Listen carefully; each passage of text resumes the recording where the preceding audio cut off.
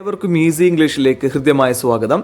നമുക്കിന്ന് പഠിക്കാനുള്ളത് 3ാം ക്ലാസ്സിലെ ഇംഗ്ലീഷ് ടെക്സ്റ്റ് ബുക്കിലെ ഒന്നാമത്തെ യൂണിറ്റ് ആണ്. നമ്മുടെ യൂണിറ്റിൻ്റെ പേര് ബില്ലു ദ ഡോഗ്, ബില്ലു എന്ന നായ. സ്റ്റോറിയിലേക്ക് പോകുന്നതിന് മുൻപായിട്ട് ഈസി ഇംഗ്ലീഷിൽ ചെറിയ ക്ലാസ്സുകൾ തൊട്ട് +2 വരെയുള്ള എല്ലാ ഇംഗ്ലീഷ് ടെക്സ്റ്റ് ബുക്സ് ലെസൺസും മലയാളത്തിൽ സിമ്പിളായിട്ട് അപ്ലോഡ് ചെയ്യുന്നുണ്ട്. അപ്പോൾ ചാനൽ ആദ്യമായിട്ടാണ് നിങ്ങൾ കാണുന്നതെങ്കിൽ ഇപ്പോൾ തന്നെ സബ്സ്ക്രൈബ് ചെയ്തോളൂ. ഒരുപാട് യൂസ്ഫുൾ ആയിട്ടുള്ള എഡ്യൂക്കേഷണൽ വീഡിയോസ് നിങ്ങളെ തേടി വരുന്നതാണ്. ഇതിന് പുറമെ 10ാം ക്ലാസ്സിലെ ഹിന്ദിയും 10ാം ക്ലാസ്സിലെ കുട്ടികൾക്ക് ആവശ്യമായതും അല്ലാത്തതുമായിട്ടുള്ള ജനറൽ ഇംഗ്ലീഷ് ഗ്രാമർ, പിന്നെ സ്പോക്കൺ ഇംഗ്ലീഷ്, അങ്ങനെ ഒരുപാട് വീഡിയോസ് നിങ്ങൾക്ക് ഈസി ഇംഗ്ലീഷിൽ നിന്നും ലഭ്യമായിരിക്കും. അപ്പോൾ നമുക്ക് നേരെ കഥയിലേക്ക് പോകാം. ബില്ലു ദ ഡോഗ്. നിങ്ങൾ ഈ കാണുന്നതാണ് ബില്ലു എന്ന് പേരുള്ള നായ. നല്ല പ്രായമുണ്ട് ബില്ലുവിന്. വായിലെ പല്ലെല്ലാം കൊഴിഞ്ഞു പോയി. സ്വന്തമായിട്ട് ഇനി ഇര തേടാൻ പോലും കഴിയുമെന്ന് അറിയില്ല. കള്ളന്മാരെ ഭീഷണിപ്പെടുത്താനോ കള്ളന്മാരെ കടിക്കാനോ ഒന്നും ബില്ലുവിന് ഇനി കഴിയില്ല. ഈ ഒരു അവസ്ഥയാണ് ബില്ലുവിന്. അപ്പോൾ ഈ ഒരു സ്റ്റോറി കണ്ടുകൊണ്ടിരിക്കുന്നത് പാരൻസ് ഉണ്ടാവാം, ടീച്ചേഴ്സും ഉണ്ടാവും. അപ്പോൾ ഇവർക്കെല്ലാം യൂസ്ഫുൾ ആവുന്ന രീതിയിലായിരിക്കും ക്ലാസ് മുന്നോട്ട് പോകുക കേട്ടോ. ആദ്യമേ പറയാം. ഇനി ഈ ബില്ലു താമസിക്കുന്നത് ഒരു ഫാമർ ഫാമിലിയുടെ കൂടെയാണ്. ഫാർമർ എന്ന് പറഞ്ഞാൽ എന്താണ്? കൃഷിക്കാരനാണ്. അപ്പോൾ കൃഷിക്കാരനും അദ്ദേഹത്തിൻ്റെ ഭാര്യയൊക്കെ ഉണ്ട്. ഈ കൃഷിക്കാരൻ്റെ ഭാര്യയും സംസാരിച്ചു കൊണ്ടിരിക്കുന്നത് ബില്ലു കേട്ടു. എന്താ സംസാരിക്കുന്നതെന്ന് അറിയോ? ബില്ലുവിന് പ്രായമായി. കൃഷിക്കാരൻ പറയാണ് ബില്ലുവിന് പ്രായമായി, വായിലെ പല്ലെല്ലാം കൊഴിഞ്ഞു പോയി, ഇനി അവന് കള്ളനെ പിടിക്കാനൊന്നും കഴിയില്ല. അപ്പോൾ ഇവനെ വല്ല ഒഴിവാക്കണം എന്നുള്ള രീതിയിൽ ഫാർമർ ഇങ്ങനെ സംസാരിച്ചു കൊണ്ടിരിക്കുന്നുണ്ട്. ഇത് ബില്ലു കേട്ടു. ബില്ലുവിന് വിഷമമാവൂല്ലേ? കാരണം ബില്ലുവിന് ഇനി പുറത്ത് പോയി കഴിഞ്ഞാൽ മറ്റൊരു ഫാമിലി ആരും ബില്ലുവിനെ എടുത്തോളണമെന്നില്ല. കാരണം വായിലെ പല്ലെല്ലാം കൊഴിഞ്ഞു. ഇനി ബില്ലുവിനെ കൊണ്ട് ഉപകാരമൊന്നുമില്ല. കള്ളനെ പിടിക്കാനോ കടിക്കാനൊന്നും കഴിയില്ല. അപ്പോൾ ബില്ലു ഇര തേടിയിട്ട് തന്നെ കാട്ടിലേക്ക് പോയി. അപ്പോൾ സാധാരണ പോകുന്ന ഒരു പോക്കാണ്. അങ്ങനെ പോകുന്ന സമയത്ത് ആ കാട്ടിൽ വെച്ചിട്ട് അവൻ്റെ ഒരു പ്രിയ സുഹൃത്തിനെ കണ്ടു. അതൊരു ഫോക്സ് ആണ്, കുറുക്കൻ. അപ്പോൾ കാര്യങ്ങളൊക്കെ കുറുക്കനോട് പറഞ്ഞപ്പോൾ കുറുക്കനൊരു ട്രിക്ക്. കുറുക്കൻ പൊതുവേ കണ്ണിങ് ആയിട്ടാണ് പരിഗണിക്കപ്പെടുന്നത്. നല്ല ബുദ്ധിമാനായിട്ടാണ് പരിഗണിക്കപ്പെടുക അല്ലേ? കുറുക്കന്മാരെ പൊതുവെ അങ്ങനെയാണ് പറയാറുള്ളത്. അപ്പോൾ ഈ കുറുക്കൻ, ഈ ഫോക്സ് ബില്ലുവിന് ഒരു ഐഡിയ പറഞ്ഞു കൊടുത്തു. അപ്പോൾ ഈ ഐഡിയ ബില്ലു വന്നിട്ട് പ്രയോഗിക്കുകയാണ്. അതിനി സക്സസ് ആവുന്നുണ്ടോ അതോ ഫെയിൽ ആവുകയാണോ എന്ന് നമുക്ക് കഥ വായിക്കുമ്പോൾ മനസ്സിലാവും. നോക്കാം. അപ്പോൾ സ്റ്റോറിയിലേക്ക് പോട്ടോ. A farmer had a faithful dog called Billu. ഒരു കർഷകന് ഒരു ഫെയ്ത്ത്ഫുൾ ആയിട്ടുള്ള, വിശ്വസ്തനായിട്ടുള്ള ഡോഗ് ഉണ്ടായിരുന്നു. പേരെന്താണ്? Billu. He was very old. വളരെ പ്രായമുള്ളവനായിരുന്നു. And had lost almost all his teeth.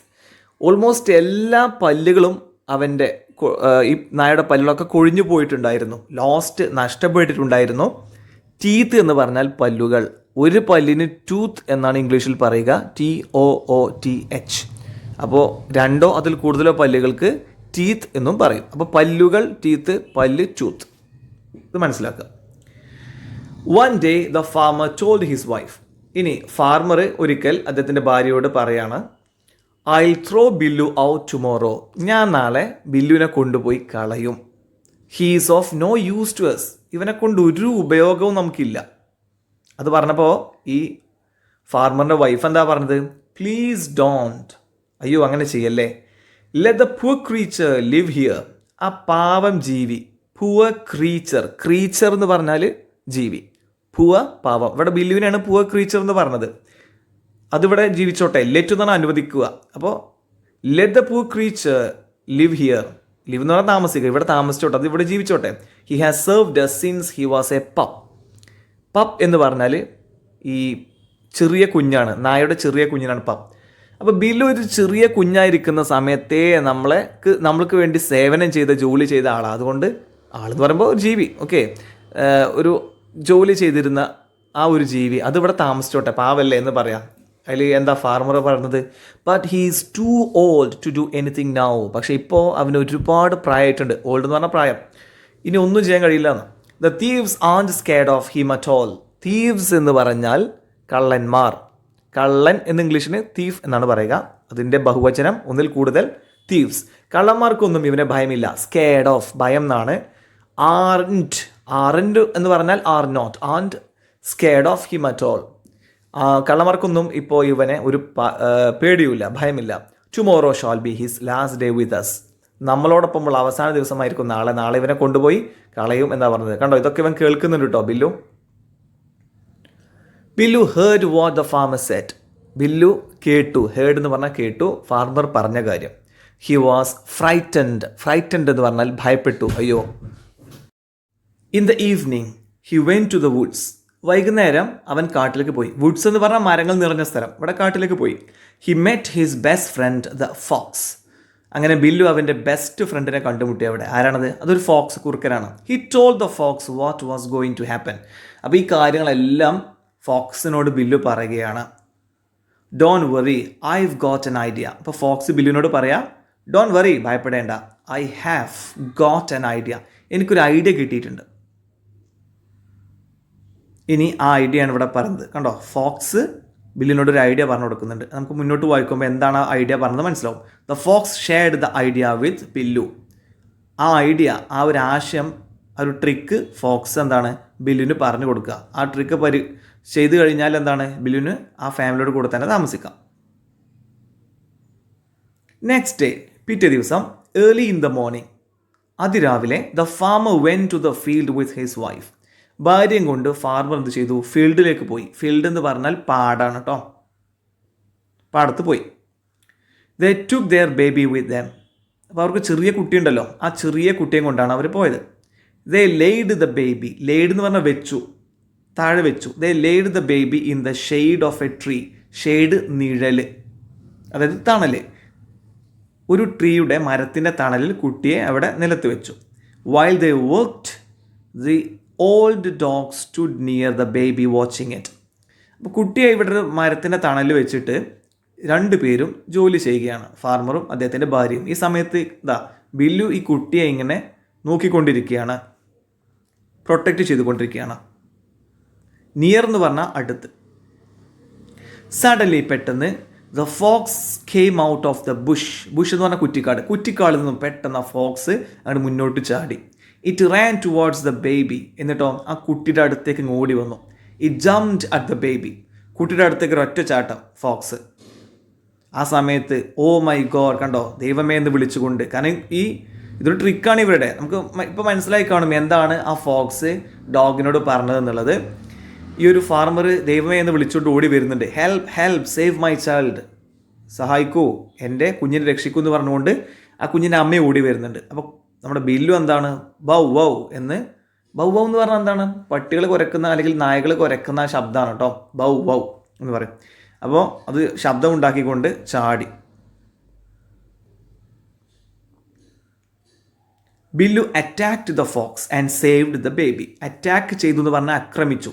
ഫോക്സിനെ ബില്ലു ആക്രമിച്ചു, എന്നിട്ട് കുഞ്ഞിനെ രക്ഷിച്ചു. അപ്പോൾ ഇത് അറ്റാക്ക് ചെയ്യുന്ന പിക്ചറാണ് നിങ്ങൾ കാണുന്നത്. അപ്പോൾ ഇത്രയായപ്പോൾ ഈ ഫാമിലിക്ക് സന്തോഷമായി. അപ്പോൾ ഫാർമർ എന്താ പറയുന്നത്? Billu is our dear dog. ഓ, നമ്മുടെ പ്രിയപ്പെട്ട നായയാണ് ബില്ലു. I was stupid to think of throwing him out. ഓ, ഞാൻ എന്തൊരു വിഡ്ഢിയാണ്. സ്റ്റുപ്പിഡ് എന്ന് പറഞ്ഞാൽ വിഡ്ഢിയാണ്. To think of throwing him out. Throw എന്ന് പറഞ്ഞാൽ കളയുക, എറിയുക. ഇവനെ പുറത്ത് കളയാൻ വേണ്ടിയിട്ട് ചിന്തിക്കാൻ മാത്രം ഞാൻ എന്തൊരു വിഡ്ഢിയാണ്. ഇവൻ നല്ല ഉപകാരമുള്ള നായ തന്നെയാണ്. അതിൽ ഭാര്യ പറയാണ്, താങ്ക് ഗോഡ് ബില്ലു സേവ്ഡ് അവർ ചൈൽഡ്.